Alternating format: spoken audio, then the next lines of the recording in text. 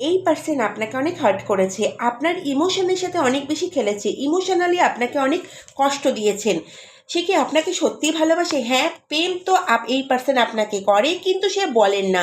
নিজের ফিলিং, নিজের ইমোশনকে অনেক বেশি লুকান, এক্সপ্রেসিভ নন এই পার্সন আপনাকে নিয়ে অনেক পজিটিভ দেখা যাচ্ছে। সে আপনাকে প্রেম করেন, তবে সিচুয়েশন এমন যে সে সামনে থেকে এসে আপনার হাত ধরতে পারছে না, আপনাকে আটকাতে পারছে না।